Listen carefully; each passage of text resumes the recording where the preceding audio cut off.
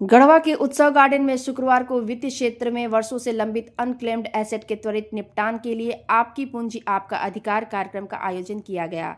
कार्यक्रम का शुभारंभ मुख्य अतिथि एवं गढ़वा उपायुक्त श्री दिनेश कुमार यादव ने दीप प्रज्वलित कर किया।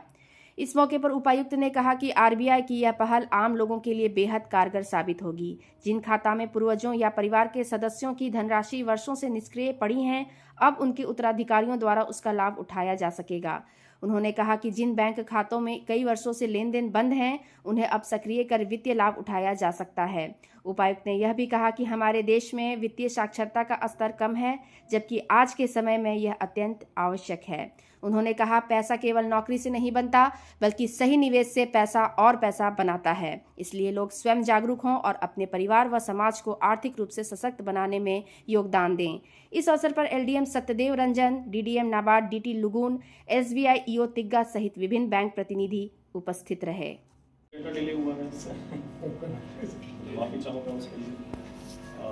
बाकी बहुत ही अच्छी पहल आरबीआई के द्वारा ही की गई है।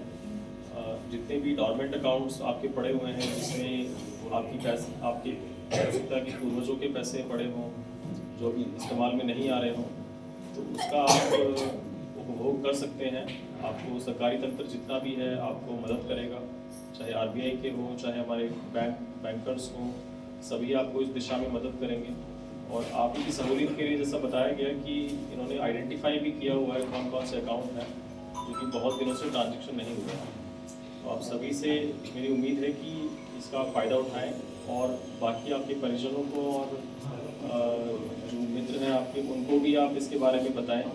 आरबीआई की और भारत सरकार की ऐसी कोई स्कीम है तो उससे आप इसका लाभ उठा सकते हैं। और अंत में मैं यही बोलना चाहूँगा कि आज के समय में आपको वित्तीय रूप से जागरूक करने की बहुत आवश्यकता है। एक साक्षरता एक चीज़ है, लेकिन वित्तीय साक्षरता जो है वो एक अलग चीज़ है। दुर्भाग्यपूर्ण स्थिति ये है कि हमारे विद्यालयों में, स्कूलों में इसको पढ़ाया नहीं जाता, लेकिन बहुत ही छोटी छोटी चीज़ें हैं कि सेविंग क्या होती है, बैंक अकाउंट कैसे खोलते हैं। उसके अलावा पैसा जो है, हमें लगता है कि चीज़ें महंगी हो रही हैं, लेकिन ऐसा नहीं है। चीज़ें शुरू से ही महंगी हो रही हैं। महंगाई बढ़ रही है, सैलरी भी बढ़ रही है, सब कुछ बढ़ रहा है। इन्फ्लेशन है, जिसको इन्फ्लेशन बोलते हैं, मुद्रास्फीति। तो आम जनता को जानकारी नहीं है और इसी क्रम में बहुत सारे फाइनेंशियल इंस्ट्रूमेंट्स भी होते हैं। बॉन्ड में निवेश कर सकते हैं आप, स्टॉक्स में निवेश कर सकते हैं, इक्विटी में, गोल्ड में। तो जागरूकता का बहुत अभाव है और ऐसा नहीं है कि पैसा सिर्फ नौकरी से ही बनता है। पैसा जो है वो और भी चीज़ों से बनता है, पैसिव इन्वेस्टमेंट से। तो आप सभी से मेरी अपेक्षा है कि आप खुद भी थोड़े शिक्षित बनिए और अपने बच्चों को भी इसमें शिक्षा दीजिए कि सेविंग किस प्रकार से की जाती है, क्यों आवश्यक है। पैसा जो है आज जितना है उतना 10 साल बाद वो नहीं रहता है, तो क्यों नहीं रहता है, क्या ऐसा होता है कि उसमें बदलाव आता है। तो इसके कॉन्सेप्ट बच्चों को समझाएं और भविष्य के लिए उनको जागरूक बनाएं। और साथ ही साथ डिजिटल जो पेमेंट्स हैं, आजकल उसी का ज़माना है और आप सभी को ये भी आवश्यक है कि वित्तीय रूप से तो आप साक्षर बने ही, साथ ही आप डिजिटल रूप से भी साक्षर बने। क्योंकि आज के ज़माने में जो है ऑनलाइन धोखाधड़ी ये बहुत ही व्याप्त हो गई है और काफ़ी आम लोग इसका शिकार होते हैं।